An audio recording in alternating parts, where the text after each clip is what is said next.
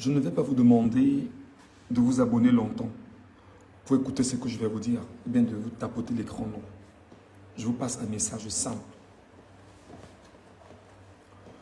Lorsque nous avions évoqué ici, hier soir, que ce mouvement devait être le déclencheur d'une situation profonde, d'une situation sérieuse, qui devait nous amener inéluctablement vers le bonheur que nous souhaitons ensemble. Je vous dis tout le temps, lorsque vous vivez dans un environnement avec des gens qui sont vos ennemis, pour mieux contrecarrer l'ennemi, essaie de réfléchir à la place de l'ennemi et tu anticipes sur le comportement de l'ennemi. Simplement. C'est-à-dire que tu sais que l'ennemi, pour t'atteindre, va prendre telle voie et telle voie.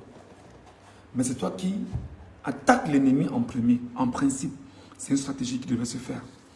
Maintenant, on peut laisser l'ennemi avancer, mais on sait comment le contourner.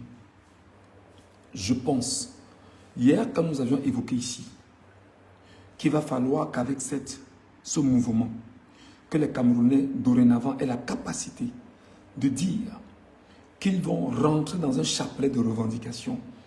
Nous avions ensemble mis en mal le régime. Ce n'est pas terminé. Ce n'est pas terminé. En temps normal, au petit matin, pour l'acte qui a été posé, en termes de solidarité nationale, tous les conducteurs de camions doivent garer.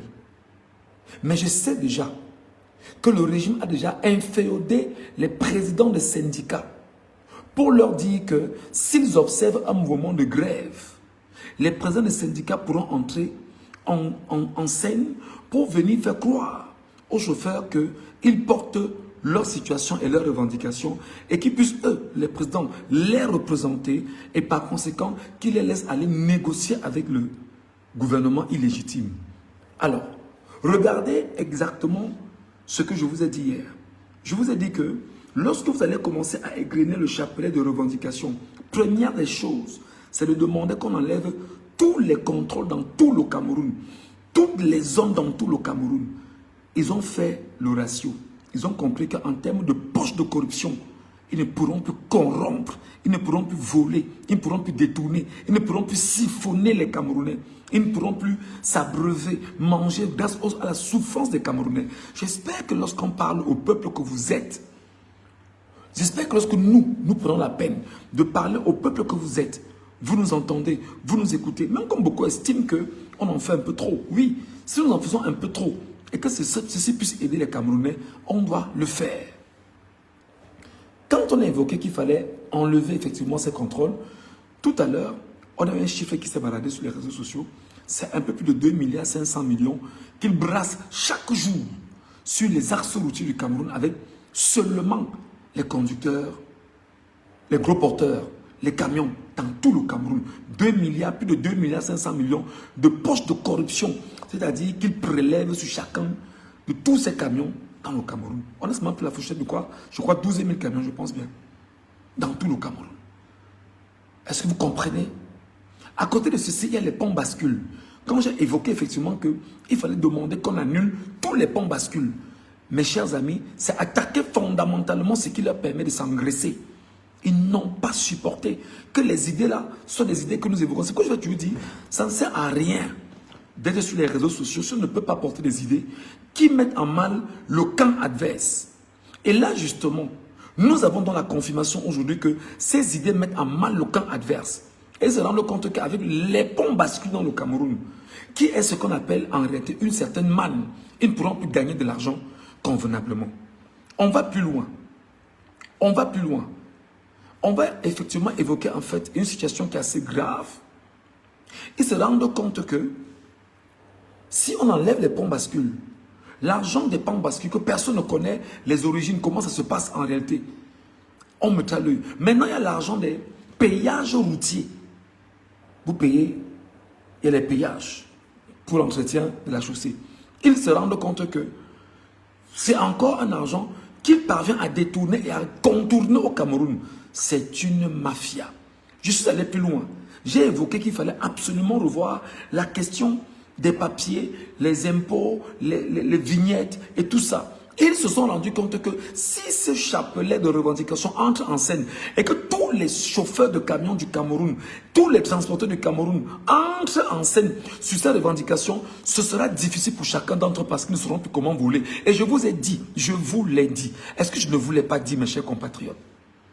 Je vous l'ai dit, je vous l'ai dit, je vous l'ai dit qu'il fallait le faire.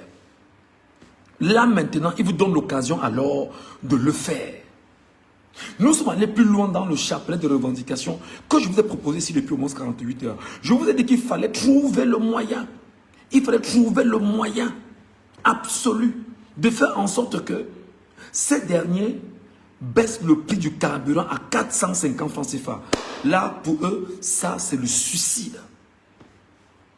Pour eux, c'est le suicide. Ils ne peuvent pas admettre que le carburant qu'ils achètent le litre sur le marché mondial à 250 francs et qu'ils vous vendent à 1000 francs et puis 250 francs de poche de corruption et 500 francs qu'ils gagnent dans leur poche, qui vous laisseront faire. Ils ont dit qu'ils vont passer donc par la brutalité. Est-ce que nous ne vous l'avions pas dit? Nous vous l'avions dit. Je vous l'ai dit. Je l'ai évoqué ici pendant ces 48 heures. Et à côté de ceci, j'ai pris la peine de vous démontrer point par point comment ceci peut avoir un impact considérable sur la vie de tous les Camerounais. De façon excellente, pas excellente, de façon passable, ou du moins acceptable. Ou du moins acceptable. Je vous l'ai démontré, oui ou non. Alors vous savez, je vous dis que je sais que tout ce que je dis, ils récupèrent et ils analysent. Et la plus grosse crainte qu'ils ont, c'est que nous soyons capables de vous influencer. C'est pourquoi vous qui me regardez, vous me regardez seulement avec vos yeux. Dans les normes, une page comme la mienne devrait avoir déjà au moins 500 000 abonnés camerounais. 500 000 abonnés camerounais. Pour la simple raison que moi, je suis dans... Je me bats à vous expliquer des choses que vous devriez comprendre. Et moi, j'ai choisi un couloir que beaucoup ne font pas, c'est-à-dire faire des lives instantanés, sans attendre qui que ce soit. Parce que moi, je pense qu'en termes d'explication, on comprend mieux. Et c'est très important. Je vous l'ai dit que si on baisse le prix du carburant au Cameroun à 450 francs CFA, ce que vous devrez gagner, le panier de la ménagère va baisser. Tout va diminuer en termes de prix sur le marché. Et les choses vont devenir plus ou moins acceptables. Rien n'est acceptable en ce moment. Je vais vous faire constater un autre truc qui est clair. De façon claire, vous vous rendez compte que de tous les actes qu'ils posent, les institutions internationales sont tranquilles et ne se prononcent pas sur les niveaux de violence qu'ils portent. En réalité, si vous parvenez à faire un tel projet que je vous ai proposé et que nous puissions dès demain matin rentrer dans une vraie ville morte, j'espère, je le souhaite de tout mon cœur, une vraie ville morte, vous allez paralyser tout ce qui est investissement étranger au Cameroun, tout ce qui est production au Cameroun, rien ne va entrer et rien ne va sortir et l'impact sera sous-régional. Je vous ai dit que vous êtes un peuple, apprenez à être courageux, apprenez à être debout, apprenez à être téméraire, apprenez à être engagé, apprenez à dire nous sommes un peuple. C'est pourquoi je commence à vous dire ce soir, mes chers amis, qu'en temps normal, à cette heure de la nuit, il est au Cameroun, il est quelle heure? Il est 1h25 au Cameroun. 1h25 au Cameroun. En ce 7 décembre 2025, heure à laquelle je vous parle. En réalité, les Camerounais qui croient qu'ils sont très éveillés, au moment où je vous parle, c'est qu'on vous dit que si vous n'êtes pas éveillé, vous n'allez pas avancer. Et c'est normal quand moi je vous dis qu'arrêtez de boire la bière.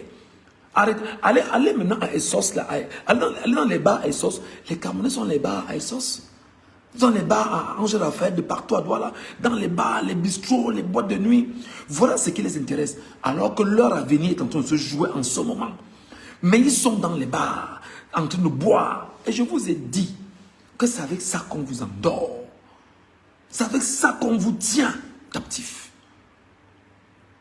Pourquoi on vous parle et vous croyez que les mécréants, les gangsters qui sont au régime, qui nous appellent nous des terroristes, qui sont des vrais terroristes devant vous, vous les laissez et c'est nous que vous insultez au quotidien. C'est nous que vous insultez au quotidien. Alors que nous sommes en train de vous éveiller au quotidien à comprendre ce dans quoi vous êtes investi. Dans les normes, si la page ici avait au moins 500 000 abonnés, de façon normale, c'est que réellement, stratégiquement, le message serait passé et il y aurait déjà les cailloux sur la chaussée cette nuit. Quand tu te lèves, tu sors de chez toi, tu prends le caillou du quartier, tu lances sur la chaussée, personne ne t'a vu, tu as lancé, tu rentres au quartier. Le caillou n'a pas soif, le caillou n'a pas faim, le caillou ne connaît pas le soleil, le caillou ne connaît pas la pluie. Tu prends, tu lances sur le caillou, un vrai caillou, en temps normal. Les Camerounais, à l'heure, se devaient sortir dans tout le Cameroun pour démontrer qu'ils ont la capacité de lutter, pour démontrer qu'ils ont la capacité justement de poser des actes sérieux. Vous croyez que vous ne le faites pas, qui va le faire pour vous? Vous croyez que vous ne le faites pas? Vous enviez tous les jours le Sénégal. Vous croyez que les Sénégalais dorment? Ils ne dorment pas, ils sont éveillés. Ils sont éveillés sur tout ce qui se passe dans leur politique. Mais vous, vous dormez.